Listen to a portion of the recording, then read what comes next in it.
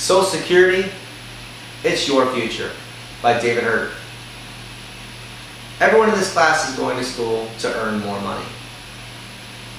Certainly not for your health. Over the course of your life, you're going to pay over $140,000 in Social Security payroll taxes,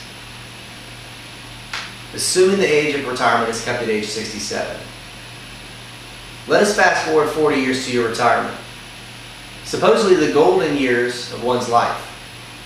You've paid all this money in hopes to retire in a condo in Boca until Congress changes the eligibility rules and suddenly you're forced to retire in a Dade City trailer park. It can happen to you. Congress can do it at any time. They can change the eligibility rules. It's an entitlement program. The workers paying into it are not guaranteed any benefit.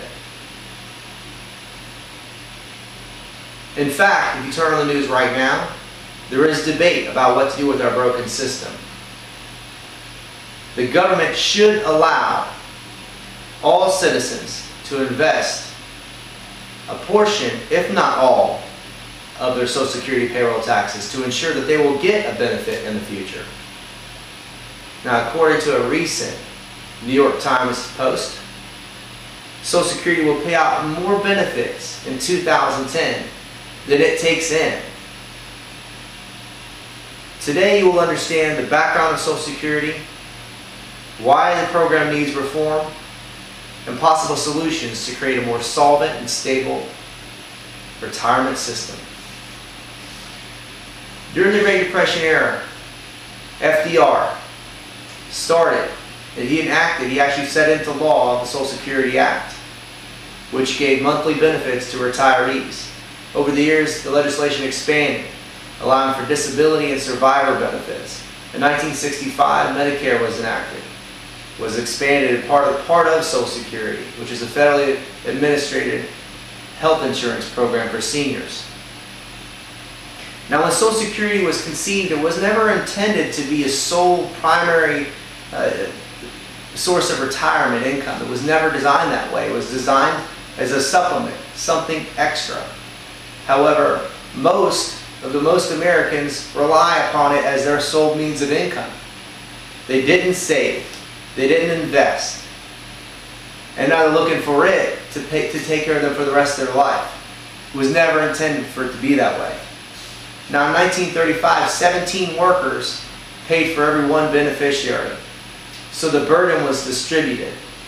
Today, it takes 3.1 workers to pay for every one benefit, which means that the system is draining our resources.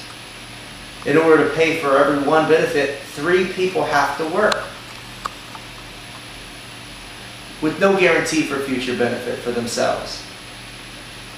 The Congressional Budget Office thought the system would not pay out more money than it takes in payrolls until at least 2016 and be bankrupt in 2041. And toward that time is when they wanted to start dealing with the problem of the program, of its solvency. However, it's coming now, as I spoke about earlier. Today we pay out more money than we bring in. Throughout the years, the government ran a surplus in the account. So the government was starting to use it as a piggy bank. Started taking more money out and leaving nothing more than IOUs in the account. Now the money is running out, and we have very few options to fix the system. We either raise taxes, cut benefits, and or increase the retirement age. And no one wants to raise taxes. No party wants to do that. And no one wants to cut benefits. Heaven forbid we do that. So we have a problem. This constant uncertainty is why we need action to change this antiquated system now, before many Americans end up retiring right before death, living in a trailer park. Now I know what you're thinking. It's not going to happen to me. It can't. And I say, why can't it happen to you? Social Security is an entitlement program. It's not a 401k. There is no guarantee. Now the only fair solution to guarantee the worker paying in today has income for tomorrow is to allow the worker to put money into a private account administered, but in a safe mix of bonds and securities. allowed to grow into a much greater sum than the federal government could ever provide after 40 years of payments. In a standard 401k, after 42 years of contributions, assuming you start at age 25 with an annual average rate of return of 8%, you'll have over $1 million in your account. While the transition to go to a pre-funded retirement account system has initial startups, cost, we can't let that stop progress and to fix this broken system. The private account option is not an American idea.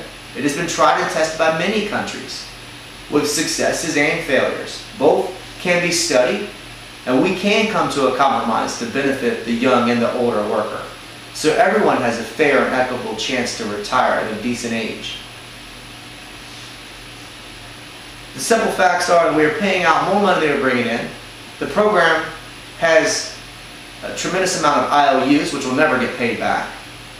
And the bottom line is, we have no guarantee for our workers that pay into this system thousands of dollars each year in hopes to be able to retire one day. If this isn't broken, I don't know how it's broken. How is it? Of course it's broken, but it's just opening your eyes and realizing it. If many other Western countries in the world realize that the pay-as-you-go system is flawed, what makes you think that we can make it work, and we've had 75 years to do so? I urge you to call your congressional representative.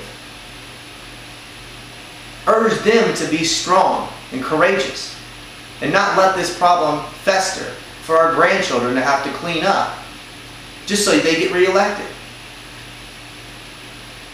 Many opponents of Social Security reform, most of which are closer to retirement age, would rather see the balance go to zero in the account before even messing with it. However, why put off today, put off tomorrow what you can do today? Why not fix it now instead of fix it later? Those same people will be retired. They'll be receiving benefits. In order to keep the program in force, they're going to have to raise taxes. And whose taxes are going to raise? Yours. They'll already be retired. Let's do something now.